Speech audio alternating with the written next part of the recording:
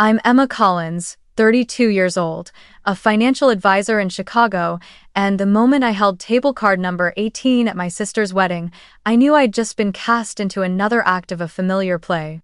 Public humiliation disguised as family tradition. Every guest was seated in the grand center hall of the Boston Public Library under glittering chandeliers, surrounded by white roses and soft classical music. And me?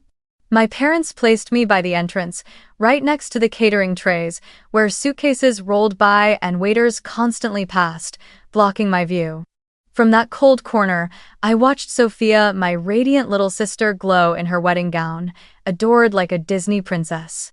Maybe this moment was just another chapter in the same book I'd been forced to read since childhood, where Sophia, the younger sister by 3 years, was the gift wrapped in shimmering paper, and I was the shadow beside her, always expected to carry the weight without ever being praised.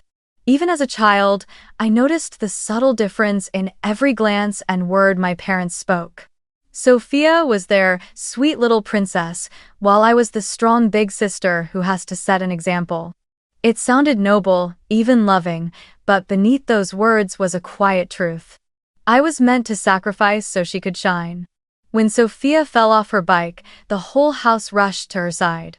When I burned with fever, my mother just left a bowl of porridge on the table and said, "You're older now, you can handle it."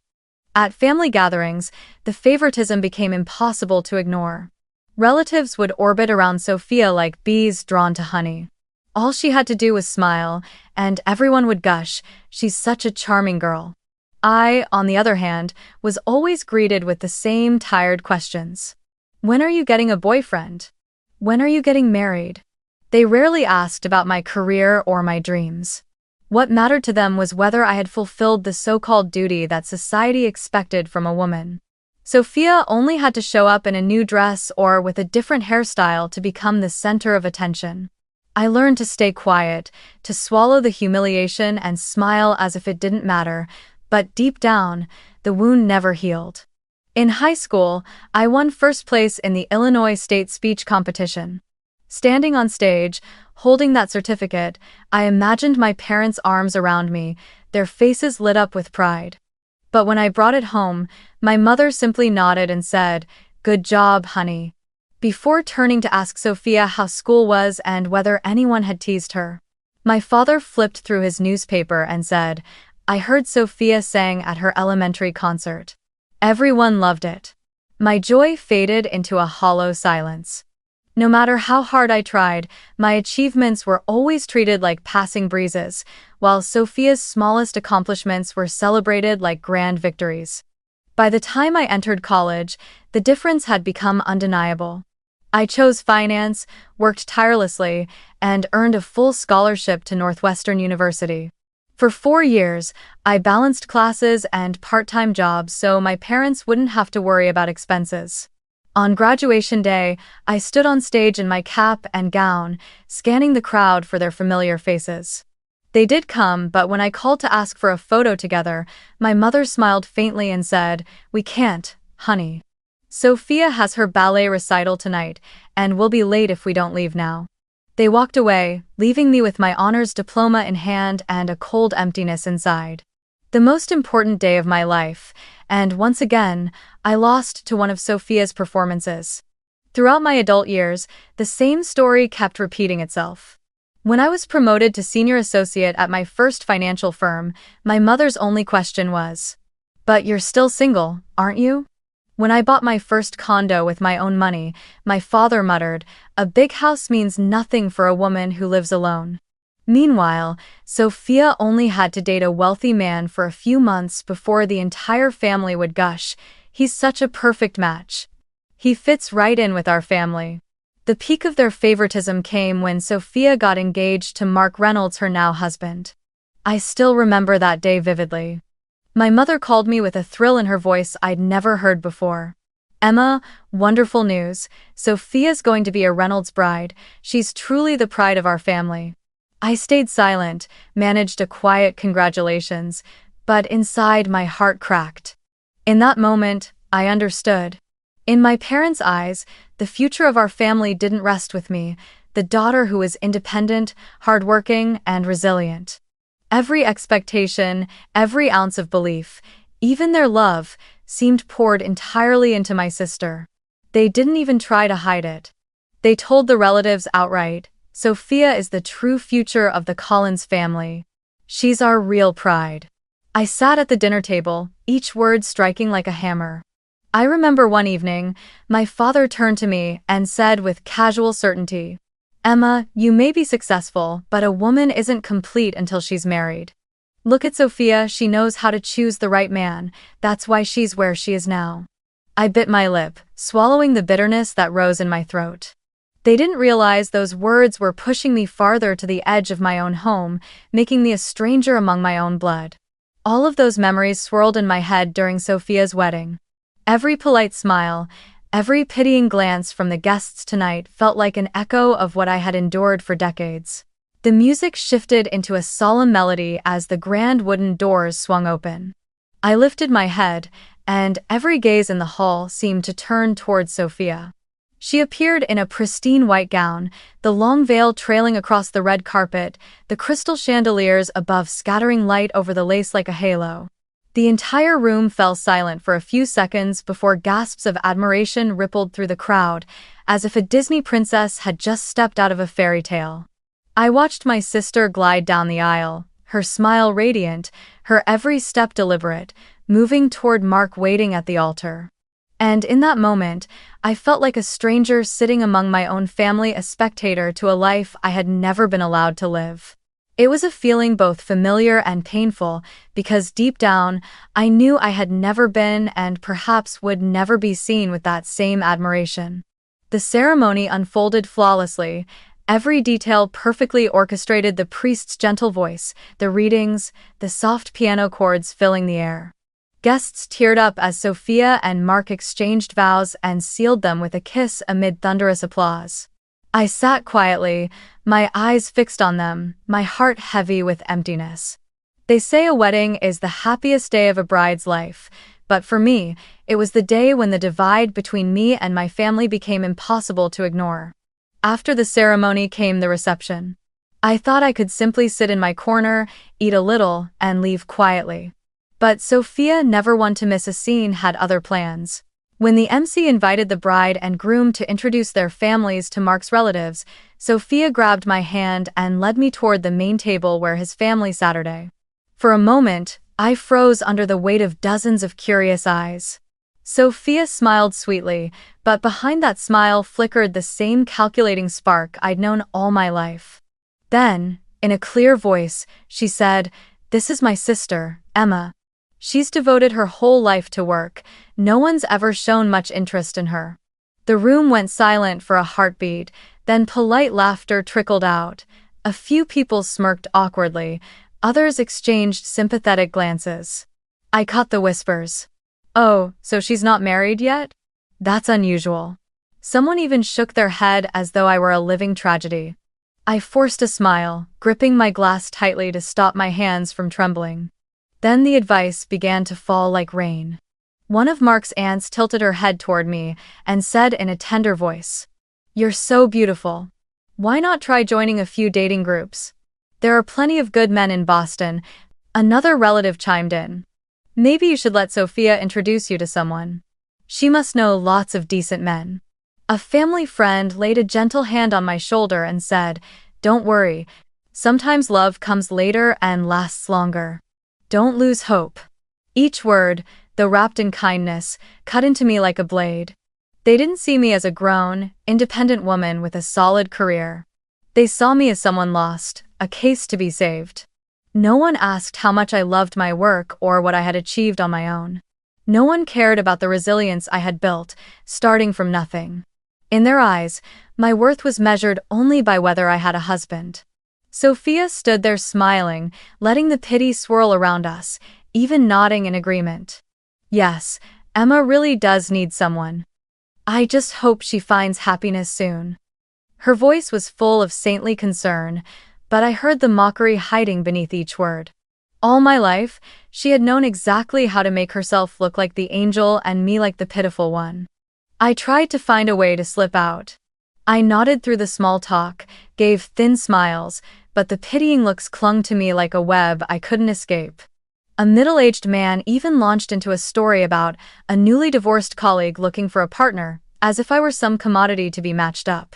Heat rose to my face, my heart thudded, and all I wanted was to turn and run, but my feet felt glued to the carpet. In that moment, I understood that Sophia had achieved exactly what she wanted. She didn't just have the lavish wedding with the ideal husband our parents adored. She had turned the reception into a stage to publicly diminish me before her new in-laws, before hundreds of guests. Every pitying glance sent my way was another brick building her pedestal higher. And my parents, sitting nearby, only smiled in quiet satisfaction, as if everything were unfolding according to a script they'd long rehearsed. I bit my lip hard, forcing back the tears that threatened to spill. Just then, the music shifted into an upbeat rhythm, and the DJ's voice boomed with excitement. "Single ladies, come on up. It's time for the bride to throw the bouquet." Applause erupted, cheers echoing across the hall. I shuddered, hoping I could stay seated, blend into the shadows, and avoid being dragged into this pointless spectacle. But luck wasn't on my side. One of the bridesmaids, Sophia's close friend, suddenly came over, grabbed my hand, and chirped, "Come on, Emma, this is your chance." I shook my head, but she tugged harder, pulling me to my feet under the applause and stares of hundreds of eyes. Before I could protest, I was already pushed to the center of the dance floor, surrounded by a circle of young women in shimmering evening gowns and bright red lipstick. They giggled, posed for photos, and adjusted their hair, each one glowing with anticipation for the lucky moment. I stood there frozen, feeling utterly out of place like a fool caught under the spotlight. My whole body felt exposed to the crowd, and the cruel truth echoed in my mind. I wasn't there because of joy or excitement, but because of pity. Sophia turned her back, clutching a bouquet of white roses, the symbol of romantic fortune. I saw her shoulders tremble slightly, as if she were savoring the game. Then, as the DJ began to count down, 3, 2, 1, Sophia suddenly glanced over her shoulder, locking eyes with me for a brief, piercing second. In that look, there was no sisterly affection, only a cold, mocking satisfaction. And then, instead of tossing the bouquet toward the circle where I stood, she flicked her wrist sharply in the opposite direction, sending it sailing neatly into the hands of another woman standing far across the room. The hall erupted with cheers, applause, and laughter rolling through the air like a wave. A sharp voice cut across the noise from somewhere in the crowd. "Looks like Emma will be single for many more years." I caught more whispers. "Poor thing, but it's kind of funny. She's probably used to it by now." Even though the words weren't aimed directly at me, they pierced like blades sinking deep into my chest. My face burned, my hands clenched into fists, but I had no idea how to react, except to stand frozen in the middle of the floor. In that moment, I felt my loneliness more clearly than ever. Every guest, relatives, friends, old family acquaintances was witnessing me being turned into entertainment. They looked at me with a mix of pity and thinly veiled amusement, as if they were watching a cheap comedy play out. And Sophia, my own sister, stood on the stage in Mark's arms, wearing a triumphant smile. I wanted to scream, to run outside, but my legs wouldn't move. I turned my face away, swallowing back the tears that threatened to spill. I didn't want any of them to see me cry. Inside, though, my heart felt like it was shattering into 100 pieces. Why did I have to endure this? Why did choosing a different path, independence, self-reliance, a focus on my career, turn me into a failure in the eyes of my family and the entire room? As the DJ kept the crowd energized, I slipped quietly out of the circle and made my way back to my table. Every step felt heavy, the echo of laughter and whispered mockery still ringing in my ears. I sank into the cold chair, lifting my glass of wine to my lips, but my hand trembled and the liquid rippled over the rim. The clinking of glasses and cheerful chatter filled the hall, yet all of it only made me feel more isolated. I had endured enough for one evening: pitying looks, snide remarks, the humiliating bouquet toss. I no longer wanted to stay a second longer. Setting my glass down, I drew a deep breath, then rose slowly and began walking toward the door. One thought pulsed in my mind. Leave this place, Emma. There's nothing here for you. But just as my hand reached for the grand wooden door, a warm baritone voice rang out behind me, so clear it stopped me in my tracks. If you walk away, they win. I turned, my heart skipping a beat. He was standing a few steps away, tall, dressed in a perfectly tailored black suit, the golden light reflecting off the sharp lines of his face. His deep blue eyes held mine without blinking, steady and resolute. His voice came again, calm yet firm. Give me a chance. For a moment, I was too startled to speak. My thoughts tumbled, who was he, and why did he care? But before I could react, the man stepped closer and extended his hand, his palm warm and sure. David Miller, he said simply, a faint smile touching his lips. And tonight, if you'll let me, come back into the hall with me. You won't have to be alone anymore. My hand trembled, hovering for a few seconds. Every instinct urged me to pull back, to retreat, to shield myself from yet another cruel joke. But his eyes held me still. They weren't like the pitying stares I'd endured all night. In them, I saw steadiness, trust, and something that felt almost like respect. A feeling I hadn't experienced in so long. At last, I placed my hand in his. In that instant, a warm current ran through me, chasing away the cold that had clung to me since I'd walked into the wedding. David's grip was gentle but sure as he turned and led me back toward the center of the hall. We moved as if we'd known each other for years, as if I wasn't the lonely outcast anymore but a guest of honor, accompanied by a man brimming with quiet confidence. As we walked past the rows of tables, I could feel the guests' eyes following us. Some whispered to each other, others raised their brows in surprise. They had just seen me dragged out as a spectacle. Now they were watching me return with a poised stranger at my side. I caught snippets of murmurs. Who is that? Does Emma have someone with her? The shift in the room's energy made my heart beat faster, part nerves, part something strangely like joy. David pulled out a chair and gestured for me to sit at a table near the center, far from the cold corner where I'd been left. When I hesitated, he leaned in and murmured, "Go on. This is where you belong." I sat down, still self-conscious, but for the first time in this endless evening, I felt as though I was no longer invisible. I still couldn't quite believe what was happening. Just minutes ago, I was the lonely woman everyone laughed at. And now, here I was, sitting near the center of the hall beside a man who radiated calm confidence and, more importantly, treated me like someone with real worth.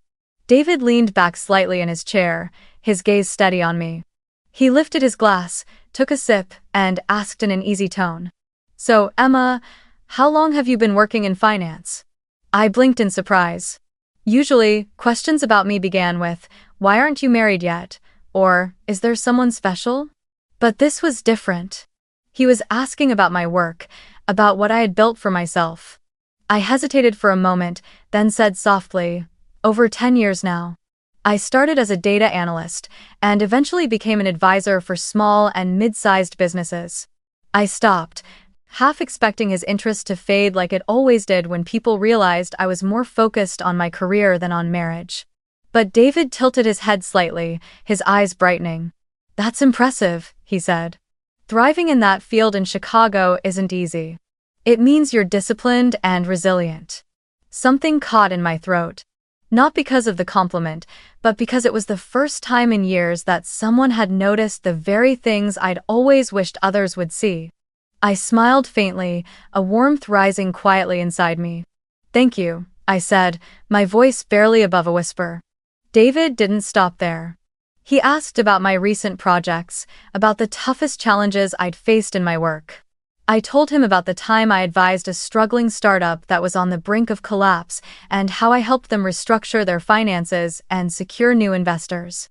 He listened intently, never interrupting, his focus unwavering. When I finished, he nodded, genuine admiration flickering in his eyes. "That's a skill most entrepreneurs wish they had," he said. "You know, stories like that make me want to work with people like you more than anyone else." I couldn't help but laugh softly, a mix of shyness and relief in my voice. For as long as I could remember, every conversation within my family had ended with lines like, "That's nice, but when are you getting married?" Or, "What's success worth if you have no one to share it with?" But now, for the first time, someone saw me for who I truly was, a self-sufficient woman, complete in her own right. As we talked, I began to notice a shift around us. The guests' eyes started drifting toward our table. Whispers rippled through the crowd.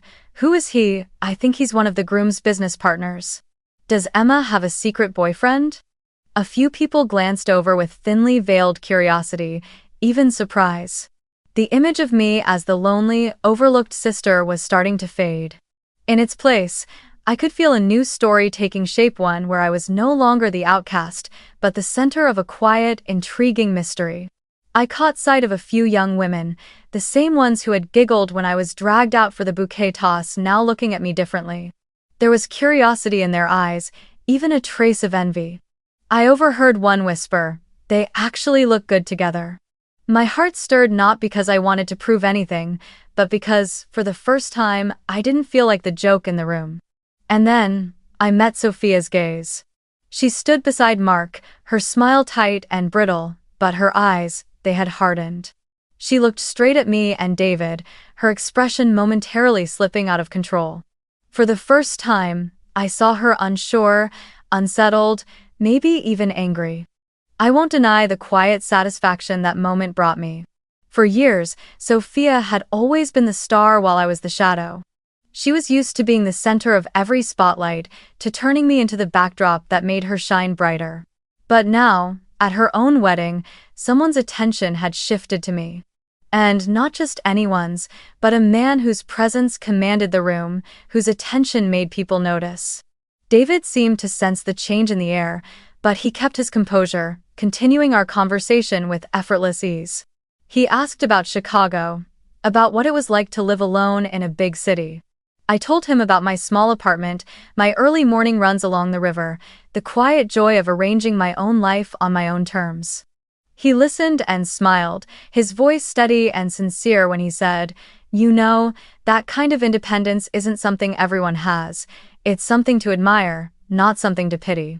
Hearing him say that made my nose sting and my eyes blur. His words felt like a balm on a wound I had carried for years. I nodded, smiling faintly, trying to hide the rush of emotion. But inside, I knew I had just stumbled upon something rare. Recognition. The atmosphere at the table kept shifting. A few guests began coming over, introducing themselves, asking polite questions. They were curious about David, and through him, they were seeing me in a way they never had before. I could feel the whispers changing tone, from pity to surprise, from mockery to curiosity. And when Sophia swept past, flashing a brittle smile at the guests, I knew she could feel the heat of this shift as well. My heart pounded, but no longer with shame or humiliation. For the first time all evening, I felt I had a place. The music changed to a romantic ballad, soft piano notes rippling through the hall. The lights dimmed, focusing into shimmering streams of gold at the center of the dance floor. David set his glass down and turned to me, his eyes glinting as if he had made up his mind. He tilted his head slightly, offering his hand with a gentle yet confident smile. "Emma," he said softly, "would you like to dance with me?" I froze. All my life, I had been the one on the sidelines, watching others bask in the spotlight, never imagining I'd be the one stepping into it. I almost shook my head, ready to refuse, but David's eyes stopped me. There was no pressure in them, only an honest invitation, as if he truly wanted to share this moment with me. I took a deep breath, then placed my hand in his. He led me to the center of the floor. Instantly, the spotlight beamed down on us, drawing every gaze in the room. I heard the rustle of chairs, soft murmurs, even a few small cheers from the guests. The sensation was overwhelming, part fear, part exhilaration. But when David's hand settled gently on my waist and he guided me through the rhythm, the tension melted away. His movements were steady, assured, each step leading me effortlessly, as if he'd been preparing for this moment all his life. And for the first time in years, I felt beautiful. I felt seen right there, under the same light that had always belonged to someone else. But that fragile joy didn't last long. From the edge of the dance floor, Sophia suddenly appeared. Her radiant smile was perfectly intact, her face still that of the flawless bride, but her eyes betrayed a flicker of unease. She walked straight toward us, her tone sweet but strained. "Mind if I cut in?" she asked, her voice carrying through the music. A few guests chuckled softly, thinking it was just a playful gesture from the bride. I froze, every muscle in my body going rigid. This was exactly the moment I had always feared, Sophia dragging me back into the shadows, just when I had finally stepped into a sliver of light. I was ready to step aside, to surrender as I had done all my life. But David didn't let go of my hand. He turned to face Sophia, and the easy smile on his lips vanished, replaced by a calm, commanding seriousness that silenced the entire room. "Actually, yes," he said clearly, each word ringing through the hall. "We're having a moment." End of section. The air seemed to crystallize. The music still played softly, but every breath in the room stopped. Sophia froze, her practiced smile cracking in an instant. No one had ever refused her publicly before, especially not on her wedding day. I saw her cheeks flush red, her lips tremble for a second before she quickly composed herself, forcing out a light laugh. "Oh, I was just kidding. No harm done." David didn't flinch. His gaze stayed steady, his voice firm but calm. A real sister wouldn't turn her own sibling into entertainment, especially on a day that's supposed to be about love and unity. His words hit like a hammer, echoing across the hall. I heard a few sharp intakes of breath from the crowd. Guests exchanged glances, their eyes wide with surprise. No one had ever dared to confront Sophia like that, not here, not now. But I knew deep down that every word he said was the truth, the raw, unspoken truth that no one had ever had the courage to say aloud. Sophia stood there, her smile frozen, unsure of what to do. She glanced around the room, searching for support, but what she found instead were looks she had never received before. Gone was the admiration once reserved for Princess Sophia. In its place were stares filled with scrutiny and quiet judgment. A few guests shook their heads, others watched her with disappointment. I caught faint whispers drifting through the air. "Seriously? She made her sister a joke?" I noticed during the introduction something felt off. My heart pounded wildly. I had never imagined a day when Sophia would be seen through such a lens. I was so used to her being the shining star, the family's pride, while I remained the shadow. Yet now, for the first time, the balance had shifted, and it hadn't happened because I fought back, but because a stranger had the courage to speak up for me. Sophia forced a nervous laugh, trying to recover her composure. "You misunderstood," she said, her voice unsteady. "I just wanted to lighten the mood." But her tone wavered, stripped of its usual confidence. Mark, standing nearby, frowned deeply. He didn't speak, but his expression was stern, like a man suddenly seeing something about his new wife he had never noticed before. David turned to look at me, his eyes softening as if to say, "I'm here, don't be afraid." He gently squeezed my hand, then guided me back into the rhythm of the music, leaving Sophia standing there alone, surrounded by a room full of judging eyes. My throat tightened, and tears welled up, but this time not from humiliation. They came from something I had never felt before: protection. Someone had finally stood up, refusing to let me face the cruelty alone. When the song ended, applause rippled through the hall as David led me off the dance floor. We started back toward the tables, but instead of heading for table 18, the lonely corner where I'd been exiled, David stopped and gestured to one of the servers. His voice was low but steady. "Excuse me, our table will be here, near the center." The server hesitated for a moment, clearly unsure, until David handed over a business card and murmured something quietly. Within minutes, he nodded and led us to one of the elegant tables near the stage, reserved only for the most important guests. As I sat down, my heart pounded in my chest. It felt as if I had just crossed an invisible threshold from the forgotten shadows to the bright center of the room.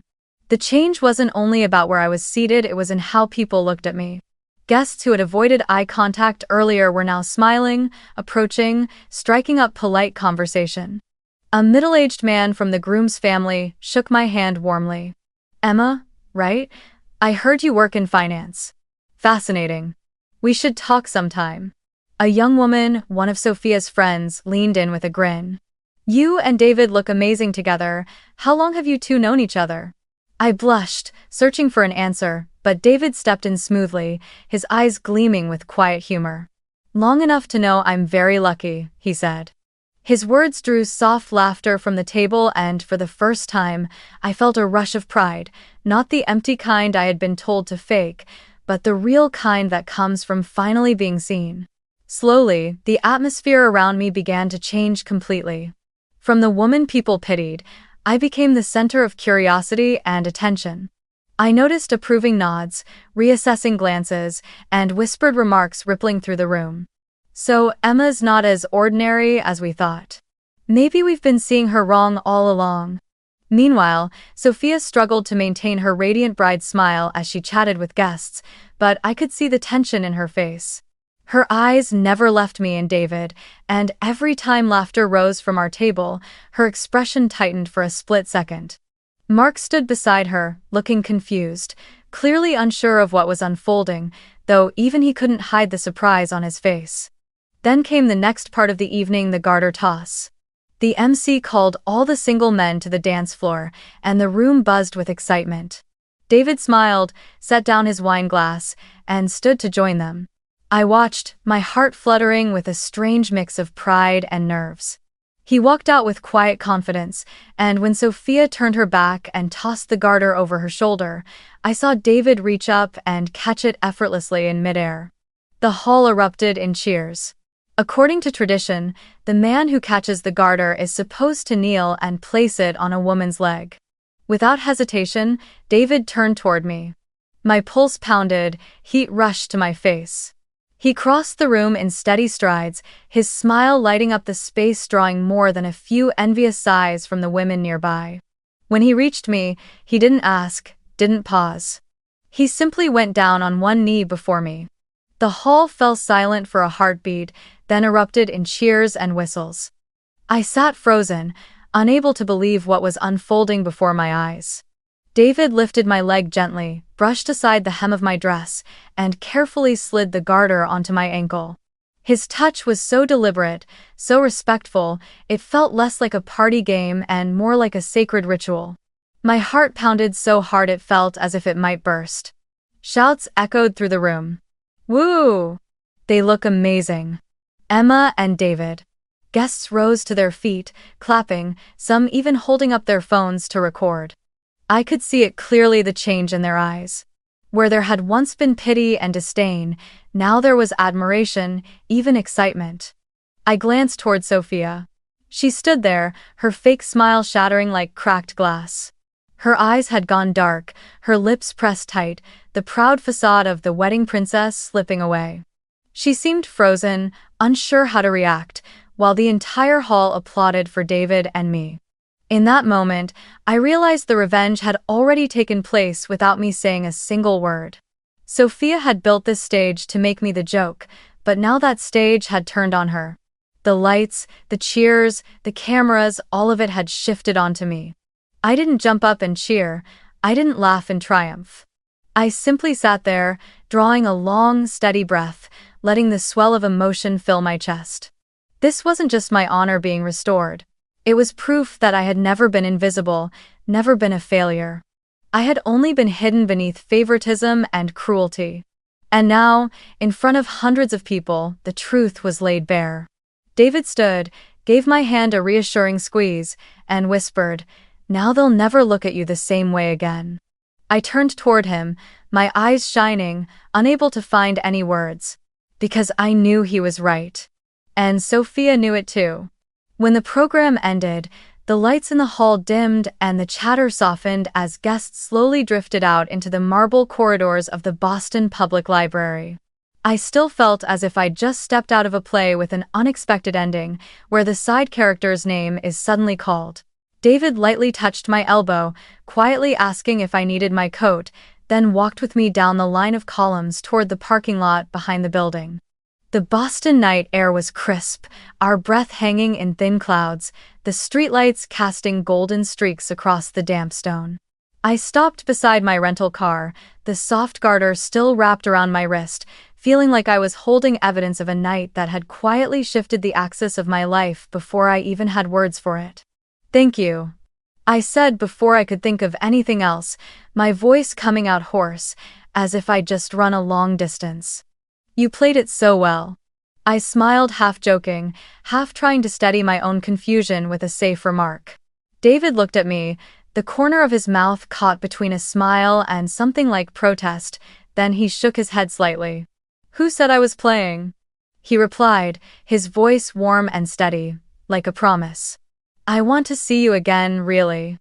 I blinked, my heart suddenly skipping a beat. Those words drifted through the cold night air and touched me without any trace of politeness or performance, disarming me in a way I couldn't quite explain. It had been so long since anyone used the word see when talking about me as a whole person, not as a role in my family's endless play. I let out a short laugh, more from nervousness than amusement. "You don't have to keep up the courtesy after tonight," I said, my thumb brushing the edge of my car key. "I'm fine. We both know the stage belongs to Sophia. I just wanted to leave without feeling smaller than when I arrived." David took a half step closer, just enough for me to feel the warmth of his suit jacket, yet he didn't invade my space. His eyes stayed on me, calm and deliberate, as if he weighed each word before letting it fall. "Emma," he said slowly, "I didn't stand up for you tonight to get back at anyone. I did it because when you talked about your work, about how you pulled that company back from the edge, I saw a woman who knows how to stand tall on her own. And I hate when people try to make someone like you shrink." I didn't know where to look, so I stared down at my shoes. All evening, people had looked at me like a punchline to finish their story with a laugh. But now, someone was looking at me as if I were a story worth reading to the end. The strange fullness in my chest made it hard to breathe. I began, then stopped, because I didn't trust my voice to stay steady. "Thank you for not letting me be alone tonight." "How?" David smiled softly, the kind of smile I was starting to recognize as his whenever he had already made up his mind about something. He reached into his inner jacket pocket, pulled out his phone, glanced at it briefly, then looked back at me. "I'm flying back to San Francisco in 2 days," he said plainly. "But I don't think Chicago and San Francisco are too far apart for something worth trying." He held out his hand, palm up, patient and unhurried. "Give me your number. And this is my personal one." He took a small card from his wallet, scribbled a few quick digits on the back, and placed it in my hand. The paper was thick and smooth, the scent of fresh ink still lingering. I looked down at the card and read the string of numbers, his name, and one short line beneath it. "Call when you're ready." I let out a small laugh. "Is this how you usually do business with your clients?" I asked. David raised an eyebrow, a hint of mischief softening the warmth in his gaze. "Only when I genuinely value the person sitting across from me," he said. I couldn't help but smile. In the cold stillness of the parking lot, with the sound of electronic locks beeping and high heels clicking against the stone, everything suddenly felt strangely peaceful. I glanced again at the words on the card, my hand instinctively tightening around it. "Call when you want to be valued for real." He repeated this time not as a line on paper, but as a message spoken directly into the quiet space between us. The word valued echoed in my head, colliding with old memories of every moment I'd been told, in one way or another, to make myself smaller to fit neatly into the outlines someone else had drawn. And then, for the first time that night, I saw a small crack of light cut through the heavy dark. It was faint, fragile, but it was real. I handed him my number, quick and decisive, like unlatching something that had rusted shut. When he took it, I noticed the corner of his mouth lift, not in triumph, but in relief, the kind that comes when something finally falls into place.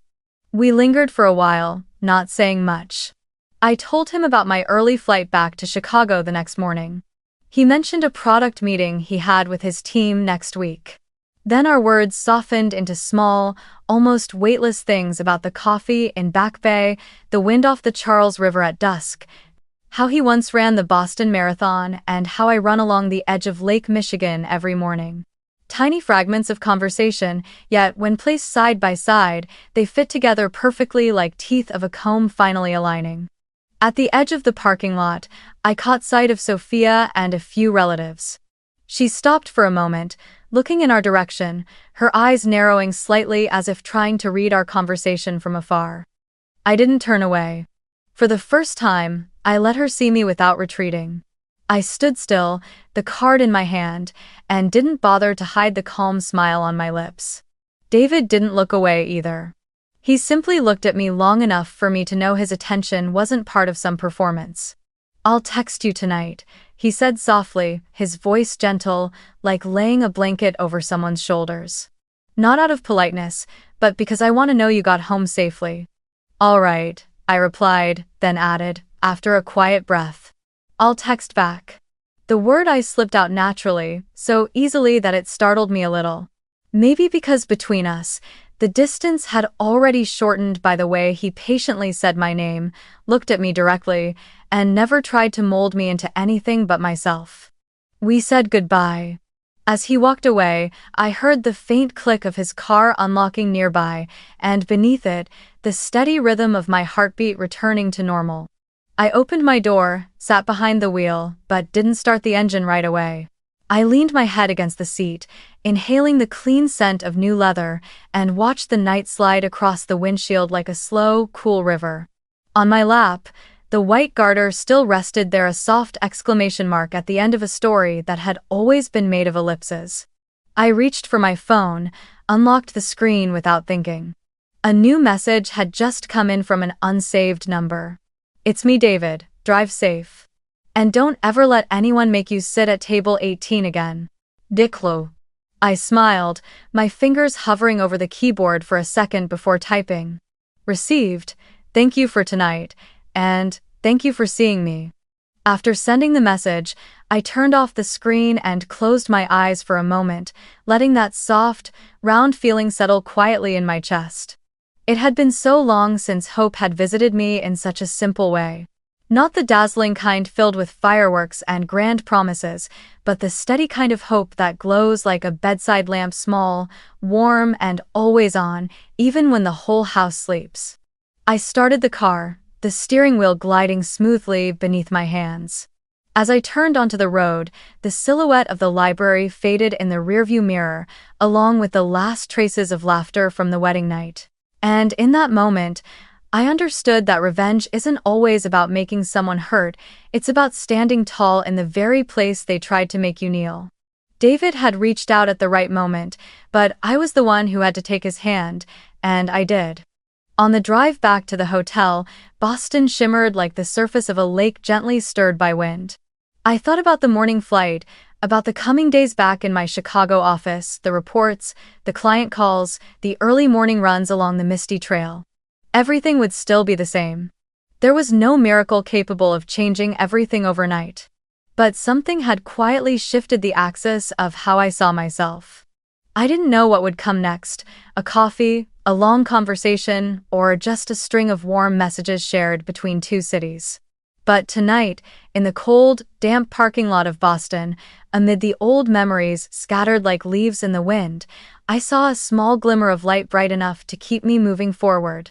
And for me, that was enough to call it a turning point. The months following Sophia's wedding unfolded like a quiet transformation I hadn't expected. At first, I thought what happened with David would remain just a beautiful memory, a fleeting moment between two strangers who happened to stand on the same side of a night gone wrong. But then came the messages, one after another, the late-night calls after long workdays, slowly weaving into a steady, unbreakable thread that connected us. He didn't disappear after that evening. He didn't let his words fade into dust the way I'd feared. He showed up consistently, sincerely, and without pretense. During the first month, I was still cautious. We only talked on the phone, sharing stories about work and the small things we liked reading on weekends, taking walks when the first snow fell. But David always knew how to make a conversation feel warm. He never asked when I planned to get married, never prodded at what might be wrong with me for being single. Instead, he asked, "How's your project at work this week? How did you take care of yourself today?" Simple questions on the surface, but to me they were precious. They showed he cared about who I was, not the role others had assigned me. Then came his first business trip to Chicago. We met at a small cafe by the river, where the glass windows opened onto Lake Michigan draped in a thin veil of mist. I was so nervous I almost turned and left when I saw him walk in. But with just his smile and the way he pulled out a chair for me, all my tension dissolved. We sat for hours, talking about the past, about our families, about the wounds no one could see. When I told him about the feeling of being overlooked throughout my childhood, he didn't interrupt or try to fix my feelings. He simply listened, his hand resting on the table close to mine, ready to reach out if I needed it. In that moment, I realized I had started to trust. The relationship grew naturally, unhurried, but deeply. David had a way of caring that wasn't flashy, yet always complete. He sent me a small bouquet on the day I finished a major project, along with a handwritten note. "Congratulations for not giving up." He flew to Chicago one weekend just to run with me along the lake, then took me to breakfast at my favorite pancake cafe. He remembered every small detail I had mentioned in passing, the way I liked my latte with a dash of cinnamon, the habit of reading a few pages before bed. Those little things, to him, were puzzle pieces that formed who I was, and he cherished each one. Meanwhile, Sophia began to show her jealousy. After the wedding, she often called me with her sugary tone, asking, "So, how are things with that man from the wedding?" Or, "I heard he's in tech too, sounds like a good match for you." But I knew her concern wasn't genuine. She was fishing for information, trying to keep control, as if my relationship were still somehow an extension of her story. Once, she even invited David and me to a party she hosted, clearly aiming to show off her close sisterly bond. But I politely declined. For the first time in my life, I didn't feel guilty for going against Sophia's wishes. I realized she no longer had the right to define my life. My parents, at first, still looked at me the same way they always had. They didn't believe David was serious. When they called, their voices carried that same blend of doubt and condescension.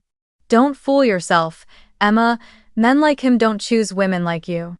But it didn't sting anymore. I smiled and answered simply, "My life, my choice." I could hear the surprise in the silence that followed. It was the first time I had drawn a boundary without asking for permission. My work entered a new chapter as well. Fueled by the quiet confidence that came from being in a healthy relationship, I started taking on larger projects and even presented new improvement ideas to the board of directors. This time, I wasn't driven by the need to prove my worth or to fill the emotional void my family had left. I did it because I wanted to, because I believed in my own abilities. And the results followed quickly. I was promoted to lead financial advisor, which meant guiding a team of younger colleagues. When I looked at them, I saw the version of myself from years ago, the girl who thought she had to stay silent to be safe. I whispered to myself, "Never again." As for Sophia, her attempts at pretending to be the loving sister eventually became a burden she couldn't carry. Guests from her wedding still remembered the moment David publicly refused her on the dance floor, and the story resurfaced in casual conversations. Slowly, her image as the perfect princess began to crack. The more her facade faltered, the more resentment she directed toward me. But her attempts to mock or provoke me fell flat because I no longer reacted. I simply didn't care anymore. Each time she tried to deliver a cutting remark, I would smile calmly, nod, and change the subject.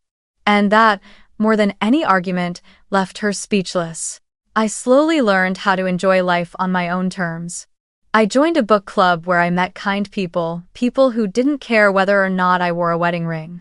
I began spending more time on small trips, a weekend in New York, a visit to a friend in Seattle, journeys that reminded me the world was so much larger than the narrow circle of family favoritism I'd once been trapped in. And beside me, David remained, never consuming my space, but expanding it with me. One evening, we sat on the balcony of my Chicago apartment, watching the city lights spread out like a sea of stars. I said to him, "You know, all my life I thought my worth depended on how my parents and Sophia saw me. But now I realize it never did. It lies in the simple fact that I choose to live for myself, to choose what brings me peace." David didn't answer right away. He just squeezed my hand gently, and in his eyes, I saw an unspoken agreement. I leaned my head on his shoulder, and for the first time, I didn't feel like anyone's shadow. I was myself, Emma Collins, and that was enough. A year after Sophia's wedding night, I stood on a beach in California, the wind tossing my hair, the waves breaking in soft, steady rhythm like the heartbeat of a new beginning. The sky was a deep, endless blue, and the sun burned low against the horizon. David, the man who had once taken my hand in that cold, glittering ballroom, was now kneeling on one knee in the sand, his eyes shining brighter than the golden lights of Boston that night. He held out a ring that sparkled in the dying sun, but what made my heart tremble wasn't the diamond. It was the way he looked at me, the gaze of a man who saw me clearly, who loved me for all that I was and all that I had become. I nodded, tears streaming down my cheeks, but they were tears of joy, of freedom, of finally coming home to myself. Our wedding took place in a seaside garden filled with white flowers and genuine laughter. There were no judgmental stares, no cruel whispers, only friends, colleagues, and people who had chosen to stay in my life because they truly cared for me.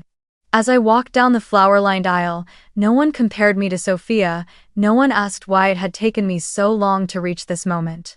They simply smiled, clapped, and wished us well. And in that instant, I felt that I had finally stepped out from the long shadow of a toxic family. As I stood beside David before the floral arch, holding his hands, I couldn't help but think of everything that had led me here. From that humiliating moment when Sophia tried to turn me into a public failure, to the night a stranger appeared and showed me that I had never truly been invisible. I had endured bitterness, learned to lift my head, and finally found myself not through my parents' approval or my sister's acknowledgement, but through my own courage to let go and move forward. And now, standing before the people who genuinely loved me, I wanted to say one thing to anyone listening to my story. Sophia once tried to make me a joke, but in doing so, she gave me the chance to meet someone who saw my true worth. Sometimes, pain isn't the ending, it's the turning point that leads us toward happiness. If you've ever been dismissed, if you've ever felt invisible even within your own family, remember this. You don't need their permission to be worthy. Your value was never lost.